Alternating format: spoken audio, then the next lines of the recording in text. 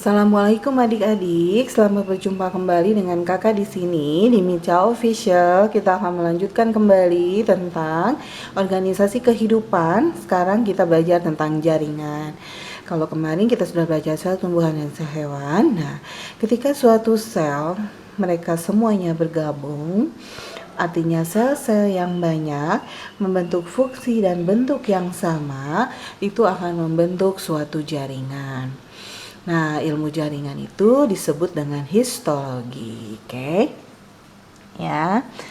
Kemudian jaringan pada tumbuhan itu seperti apa? Jaringan pada tumbuhan ada yang disebut dengan jaringan meristem. Nah, jaringan meristem dan jaringan yang permanen. Berarti ada dua ya. Jaringan meristem itu jaringan yang aktif membelah, ada pada ujung akar dan ujung daunnya. Karena ujung akar, kalau kita misalnya potong suatu tanaman, pasti dia akan tumbuh lagi bagian yang baru. Ataupun sama daun, misalnya pada bagian tunas daun kita petik misalnya ya, pada ujung pada pucuknya, pasti akan tumbuh lagi tunas yang baru. Nah, berikutnya jaringan permanen atau jaringan tetap, jaringannya sudah tidak diferensiasi lagi. Artinya tidak diferensiasi lagi, tidak membelah lagi, tidak berubah lagi, jadi jaringannya sudah tetap, ya. Oke, nah untuk jaringan yang meristemnya, kakak perlihatkan untuk gambar jaringan meristem, ya. Gambar jaringan meristemnya kurang lebih seperti ini.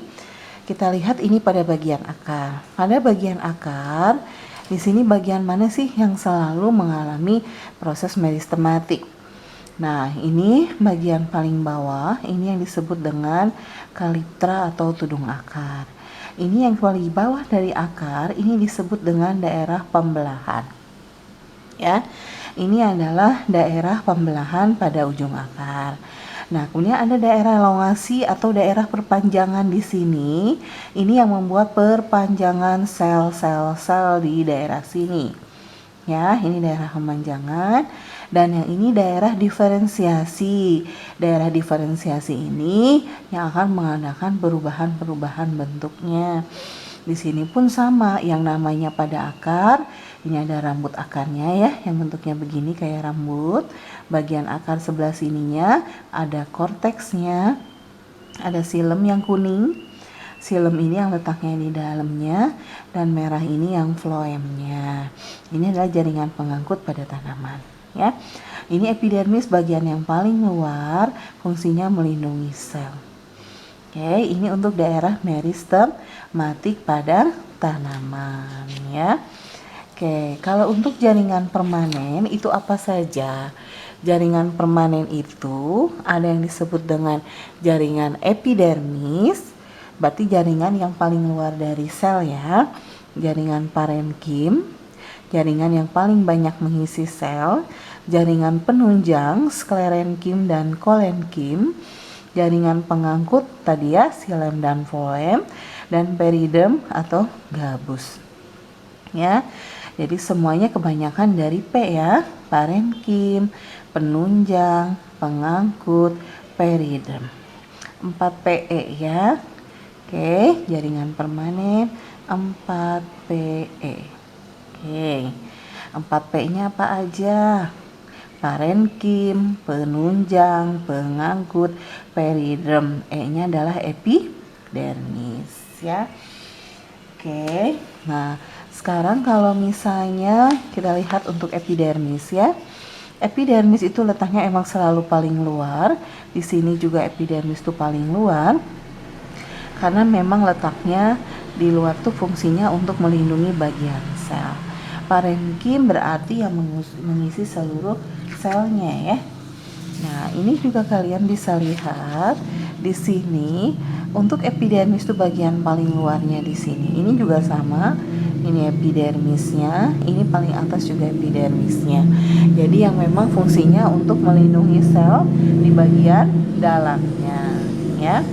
Itu untuk epidermisnya. Kalau parenkim ini mengisi seluruh selnya.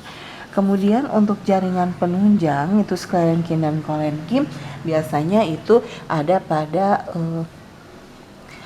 tanaman seperti biji ya, atau pada kelapa, suka ada yang melindungi bagian yang sabut kelapa, dan juga ada yang pada bagian sklerenkimnya itu pada kelapa itu kan ada sabut kelapa dan ada tempurung kelapa. Itu penunjang juga karena melindungi dari bagian dalamnya. Kalau kolenkim itu pada tanaman yang mudanya, contoh pada tepi daun, misalnya di ujung suatu tanaman ketika kalian potong itu ada bagian yang mengalami penebalan, nah itulah yang disebut dengan kolenkim. Oke, selanjutnya kalau pengangkut yaitu yang ini ya. Oke, untuk pengangkut xilem dan phloem, kalian perhatikan pada daun juga ada xilem dan phloem, pada batang dan juga pada akar. Karena memang fungsinya, kalau xilem itu fungsinya mengangkat, berarti mengambil air dan mineral dari bagian mulai dari akar sampai ke daun. Yaitu dia mengangkut semuanya. Kalau xilem berarti dari atas ke dari bawah ya, dari bawah ke atas itu fungsi xilem, berarti fungsi phloem itu kebalikannya. Kalian kalau lupa ingat aja phloem itu ya, kalian ingat phloem diawali dengan huruf F. F kalian ingat, F itu apa? F itu hurufnya dari fotosintesis. Kalau fotosintesis terjadinya di daun, berarti dari daun ke akar fungsi phloem. Berarti xilem kebalikannya, dari akar ke daun. Ya. Oke.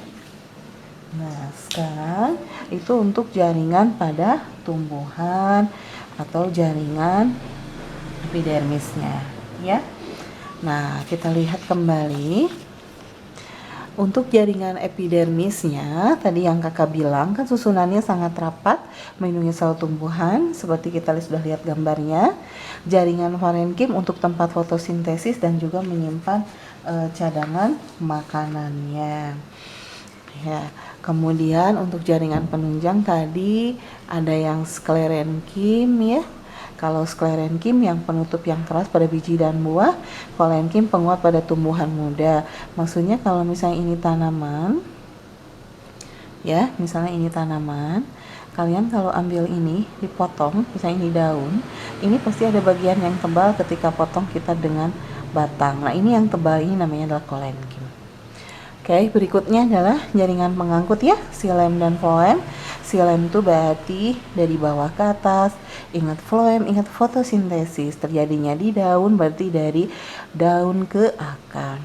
Kalau jaringan gabus itu tadi periderm, terdiri dari sel mati agar tanamannya tidak kehilangan air, ya.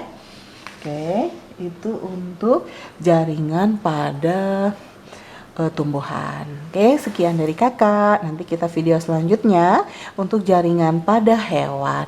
Assalamualaikum.